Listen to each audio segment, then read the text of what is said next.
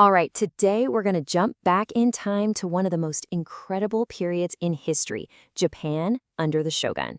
This was the age of samurai, of really strict rules, and a time that tells us so much about what Japan is like even today. You know, the best way to really understand a culture is to look at its stories. And the biggest story from this time?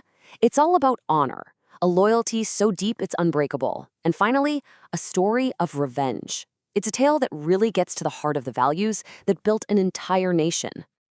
People often say that if you want to understand Japan, you have to know the story of the 47 Ronin. It is, without a doubt, the most famous story from this era, and it's our key to unlocking the whole samurai worldview. Okay, so picture this. It's 1701. A nobleman, Lord Asano, is at the Shogun's castle. A court official keeps insulting him over and over. Finally, Asano just snaps. He pulls out his sword and attacks the official. Now that was a huge no-no. You could not draw a weapon in the castle. So for this crime, the shogun ordered Lord Asano to commit a special kind of ritual suicide. This ritual was called seppuku. Now, for a samurai, this wasn't just a tragedy. It was actually seen as an honorable way to die, way better than being captured or publicly humiliated. It was like their final act of control, a way to protect their honor even in death. So when Lord Asano died, his 47 loyal samurai lost everything in an instant. Their leader, their job, their whole purpose in life, gone. One minute they were respected warriors, and the next they were masterless samurai known as Ronin. So what exactly is a Ronin? Well, it's a warrior without a master. Just imagine, one day you're at the top of your game, totally respected, and the next day you have no boss, no status, no place in society. That was the new reality for these 47 men. But for them, the story was far from over. See, their duty to their dead master was literally more important than anything else. So they secretly planned a surprise attack and killed the official who had caused their master's death. And once they did it, once their mission was complete, they just turned themselves in, knowing full well what would happen to them. So what kind of world creates a story like that? A world where loyalty is actually more important than your own life? To get that, we have to look at the man who designed this entire society, the Shogun.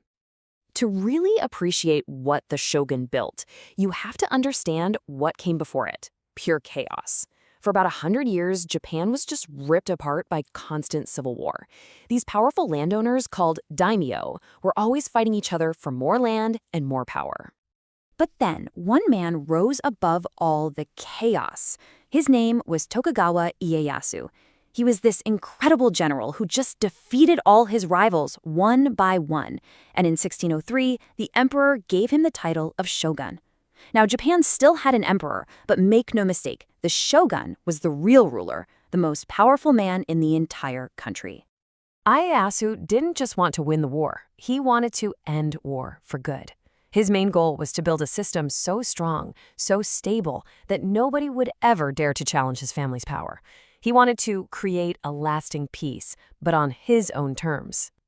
And he had this one really clever strategy to do it. It was called alternate attendance. Here's how it worked. He forced all the powerful daimyo to spend a ton of money to live in the capital city for 1 year. The next year, they could go home, but, and here's the genius part, their families had to stay in the capital as guests. So the daimyo were too broke to build big armies, and with their families basically being held hostage, they would never even think about rebelling. It was a brilliant move to keep control. But controlling the powerful lords wasn't enough. For total stability, the shogun created a society where every single person knew their place and had a specific role to play. And this new society was a really strict pyramid. At the very top, you had the samurai, the warriors and rulers. Below them were the peasants, the farmers, who were actually respected because, well, they fed everybody.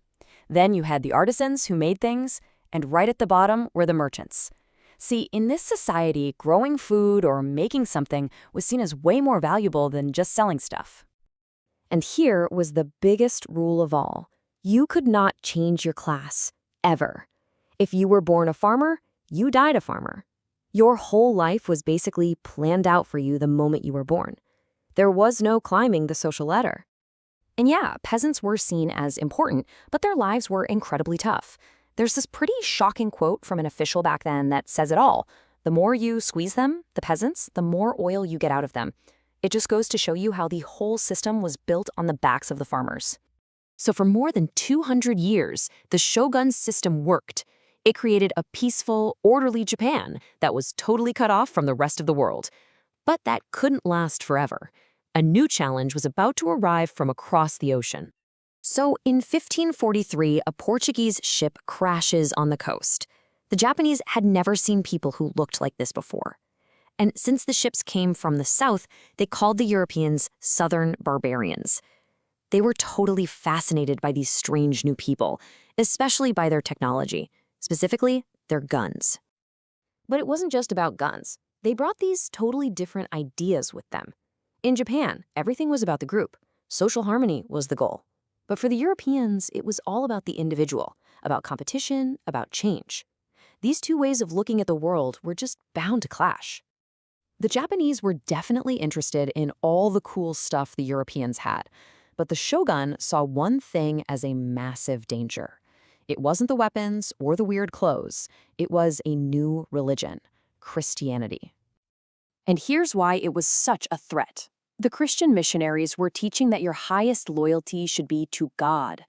But in Japan, your highest loyalty had to be to your lord, and above everyone else, to the shogun.